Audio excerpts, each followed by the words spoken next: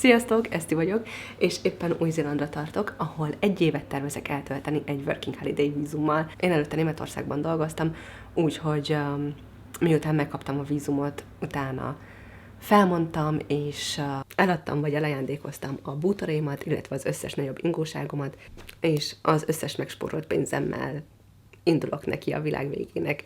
Igazából Új-Zélandra csak április 1-én fogok megérkezni, viszont mivel annyira messze van ez az ország, hogy úgy gondoltam, hogy nem egyből oda repülök, hanem előtte megállok Indonéziában, ahol azelőtt még nem jártam, de már nagyon kíváncsi vagyok, hogy milyen lesz.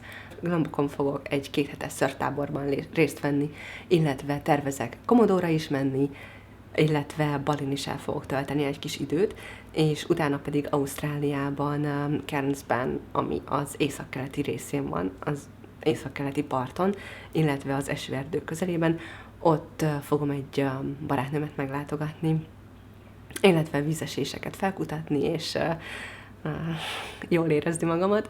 Ezt az ausztrál barátnőmet 2018-ban ismertem meg, amikor ugyanezzel a Working Holiday vízummal Ausztráliában töltöttem egy évet. És nekem ez az egy év, ez egy életre szóló élményt nyújtott. És akkor már Új-Zéland sem maradhat ki, hogyha már oda is el lehet jutni ilyen vízummal.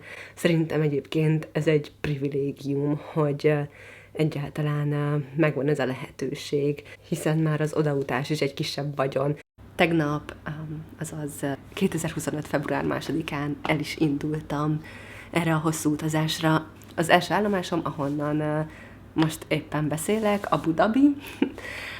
Itt néhány napot fogok eltölteni egy barátnőmnél, aki az Etihad légitársaságnál dolgozik. Ő segített nekem a repjegy megvásárlásában, ugyanis a légitársaság alkalmazottai saját maguk, illetve családtagok, barátok részére kedvezményes áron tudnak repjegyekhez jutni, aminek az az előnye, hogy egy ilyen kényelmes és jó szolgáltatásokat nyújtó légitársasággal tud az ember olcsón utazni, viszont a hátránya, hogy a repjegyet azt konkrétan csak az indulás előtt 1 órával kapja meg az ember 100%-ra.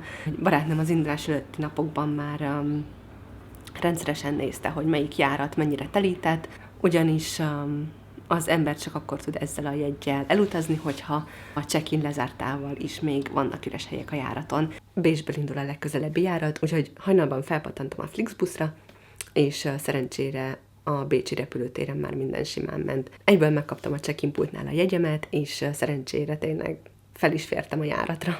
Utána pedig ügyesen eltaxiztam ide, ahol Kriszti lakik. Ez az Etihad személyzeti szállás komplexuma.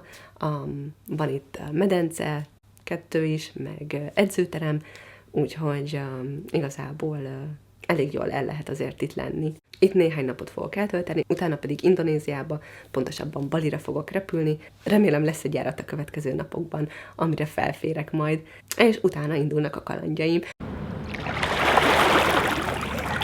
Az utazásom során meglátogatott összes országról készítek majd videót, úgyhogy iratkozzatok fel a csatornára, itt vagy itt, ha kíváncsiak vagytok, hogy mennyit fejlődik szerényször tudásom 2 hét alatt, illetve hogy hogyan boldogulok az új-zélandi utakon úgy, hogy a jogosítvány megszerzése óta gyakorlatilag nem vezettem semmit.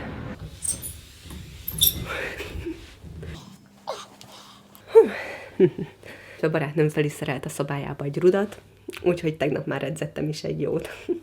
Sokan kérdezték tőlem, hogy miért pont Új-Zéland. Nos, miért ne? Ez egy gyönyörű ország, ahol még sosem jártam. Hát véletlenül pont a világ túlfelén.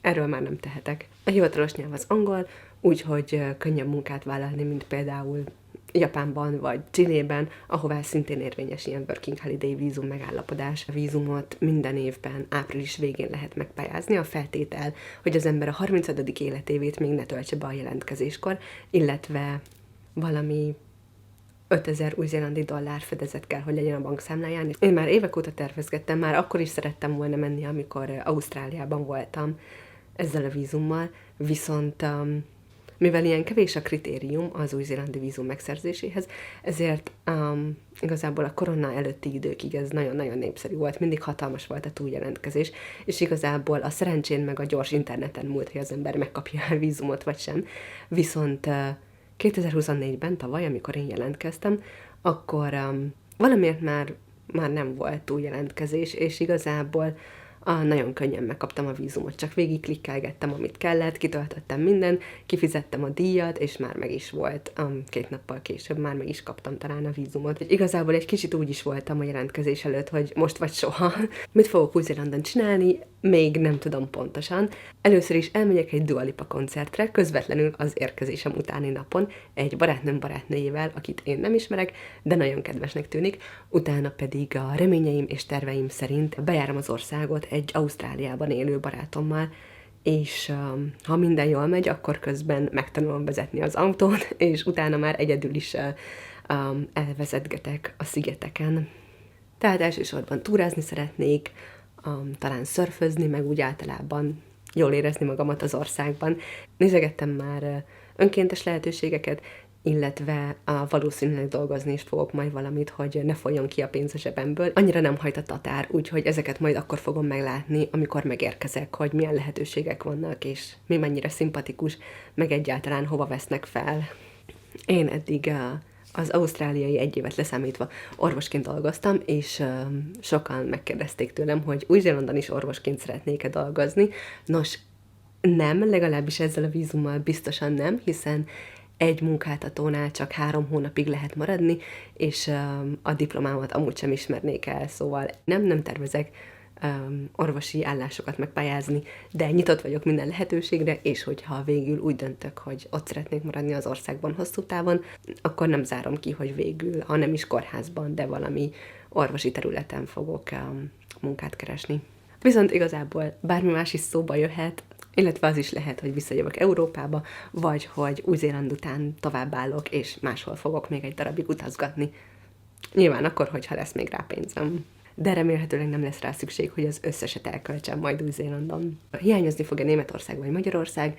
Nos, illetve mik azok a dolgok, amik hiányozni fognak. Családom és a barátaim valószínűleg nagyon fognak hiányozni. A Németországból a kevés ott megismert barátomon és a kedvenc kollégáimon kívül valószínűleg a pékségek fognak még hiányozni, mert azért a német pékségek tényleg elég jók, illetve az alacsony élelmiszerárak.